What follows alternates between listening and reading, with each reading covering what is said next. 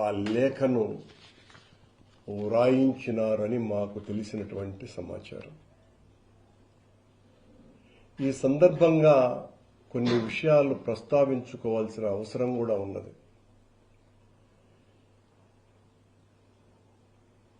పెదజియర్ గారి నేతృత్వంలోనే ఆగస్టు 24వ తారీఖున 2024 ఆగస్టు 24వ తారీఖున కొండ మీద బంగారు బావి దగ్గర అంటే గుడి లోపల శాంతి హోమాన్ని నిర్వహించి ఆలయ సంప్రోక్షణ గావించి ఆగమ పండితుల సహకారం సూచనలతో ఆలయ అర్చకుల చేత ఈ హోమాన్ని నిర్వహించినారు. ఎందుకు అని అంటే ఇక మీదట ఏ తప్పులు జరగవని, జరిగిన తప్పులకు ప్రాయశ్చిత్తంగా ఈ మహాసంప్రోక్షణ చేస్తున్నామని, ఇక నుంచి లడ్డూ ప్రసాదాలు నైవేద్యాలకు ఎలాంటి దోషాలు ఉండవని, భక్తులు సంతోషంగా స్వీకరించవచ్చునని సాక్షాత్తు ఈవో శ్యామలరావు గారు తన ఇద్దరు ఐఏఎస్ అధికారులైన కుడి ఎడమలు వెంకయ్య చౌదరి గారు మరియు వీరబ్రహ్మం గారులతో కలిసి పత్రికా సమావేశం ఏర్పాటు చేసి ఉదయం 6 గంటల నుంచి 10 గంటల వరకు ఋత్వికులు వాస్తుశుద్ధి కుంభజాల సంప్రోక్షణ నిర్వహించారు అని అన్నారు. ఈ శాంతి హోమం ద్వారా భక్తులు లడ్డూ ప్రసాదం మరియు నైవేద్యం నాణ్యతపై తమకున్న భయాలను మరియు అపోహలను పక్కన పెట్టవచ్చును అని అన్నారు. ఈ కార్యక్రమంలో ప్రధాన అర్చకులు వేణుగోపాలస్వామి, ఆగమ సలహాదారు మోహనానందరాచార్యులు, యాగశాలలో సంకల్పం, విశ్వక్సేన ఆరాధన, పుణ్యాహవచనం, వాస్తు హోమం, కుంభ ప్రతిష్ట, పంచగవ్య ఆరాధన తదితర వైదిక కార్యక్రమాలు నిర్వహించినట్లుగా తెలిపినారు. నైవేద్యాల పవిత్రత, లడ్డూ ప్రసాదాలు ఇతర దైవత్వాన్ని పునరుద్ధరింపజేసేందుకు సెప్టెంబర్ 23 సోమవారం ఉదయం తిరుమల శ్రీవారి ఆలయంలోని బంగారు బావి చెంతగల యాగశాలలో వైఖానస ఆగమోక్తంగా శాంతి శుద్ధి హోమాలను టీటీడీ నిర్వహించింది. నేను ఈ సందర్భంగా పాపం ఒత్తిడికి లోనైనటువంటి జియర్ స్వామి వారికి నిజంగా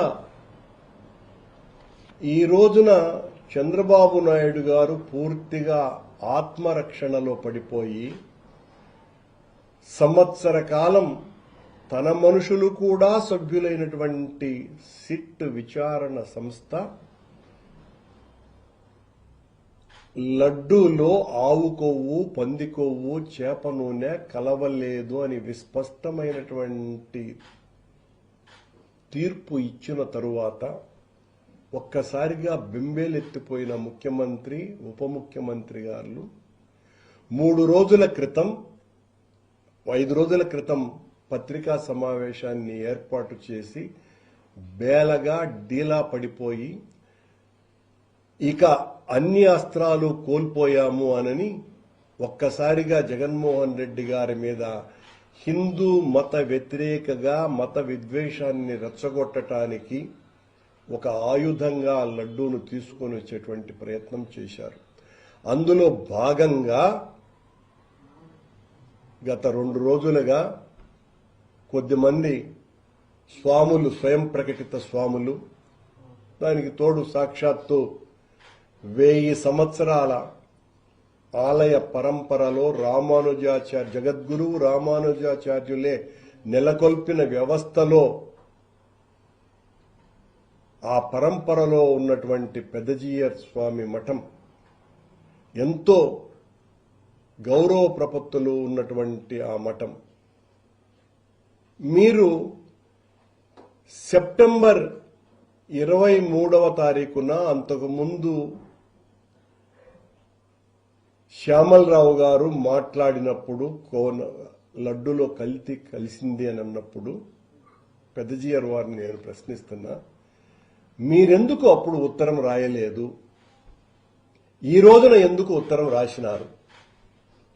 ఈ స్వాములు కూడా ఆ రోజు ఎందుకు స్పందించలేదు?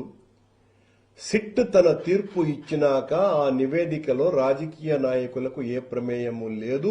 కొద్దిమంది అధికారులు, నెయ్యి సరఫరాదారులు, ఆ నైపుణ్యం కలిగిన టెక్నికల్ ఎక్స్పర్ట్స్, వీళ్ళు ముగ్గురు కుమ్మక్కై చేసినటువంటి నేరం ఇది అని ప్రకటించితే నా తరువాత జగన్మోహన్ రెడ్డి గారి కింద పాలక మండలి అధ్యక్షులకు గాని ఏ రకమైన ప్రమేయము లేదు అని విస్పష్టంగా చెప్పిన తరువాత ఆత్మరక్షణలో పడిపోయినటువంటి చంద్రబాబు నాయుడు గారు ఒక్కసారిగా ఈ కొత్త అంకానికి తెరతీశాడు. ఇక తనను సమర్థించేటువంటి వాళ్ళు ఎవ్వరూ లేరని ఇలా మభ్యపెట్టి, ప్రలోభపెట్టి, లోబర్చుకొని కొద్దిమంది స్వాములను భయపెట్టి ఆందోళనకు గురిచేసి సాక్షాత్తు పెద్దజీయర్ స్వామినే ఆయన చేతనే ఈ రకమైనటువంటి లేఖ రాయించటం. స్వామి, మీకు తెలుసును, గత 5 ఏళ్ల కాలంలో ధనుర్మాసంలో మీ మఠంలో ఆ 30 రోజుల పాటు పెద్ద వాళ్లతో తిరుప్పావై పఠనాన్ని పఠింపచేసి దాన్ని వెంకటేశ్వర భక్తి ఛానల్ ద్వారా ప్రపంచానికంతా తెలియచెప్పినటువంటి విషయాన్ని గుర్తు చేస్తూ ఈ రోజున ఈ కూటమి ప్రభుత్వం వచ్చిన తర్వాత దానిని పూర్తిగా అటకెక్కించినారు అన్నటువంటి విషయం మర్చిపోయినారా స్వామి? రాజశేఖర రెడ్డి గారి హయాంలో గాని లేదా జగన్మోహన్ రెడ్డి గారి హయాంలో గాని ఆలయ ప్రతిష్టకు, ఆలయ గౌరవానికి అత్యంత ముఖ్యమైన సేవ చేసేటువంటి మఠాలు పెదజీయర్, చిన్నజీయర్ మఠాలని, ఇవి ఆర్థిక ఇబ్బందులకు లోను కాకూడదని ఈ 2 మఠాలకు పెద్ద ఎత్తున టీటీడీ ధన సహాయం చేస్తున్నటువంటి విషయం, పెంచినటువంటి విషయం ఈ సందర్భంగా గుర్తు చేస్తున్నాను పెద్దజీయర్ స్వాముల వారికి. మీరు పాపం మీ అంత గొప్పవారు లేరు, కానీ చంద్రబాబు నాయుడు గారు లాంటి క్షుద్ర రాజకీయాలు ఆడేటువంటి రాజకీయుల చేతిలో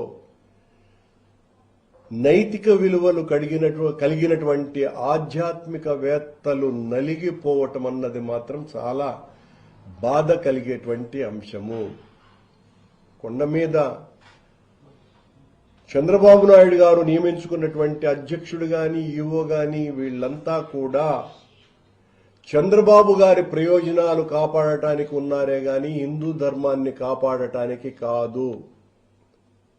ఈ సంవత్సరంన్నర కాలంలో ఎన్ని అఘాయిత్యాలు, అరాచకాలు, అపచారాలు జరిగిందో మీకు తెలియంది కాదు.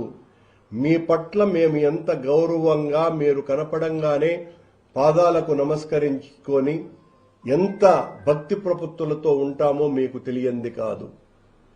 వెంకటేశ్వర స్వామి పట్ల అపారమైన, అచంచలమైనటువంటి భక్తి విశ్వాసాలతో రామానుజాచార్యుల యతుల చేతనే నెలకొల్పబడ్డటువంటి ఈ వ్యవస్థ గౌరవాన్ని ఈరోజు చంద్రబాబు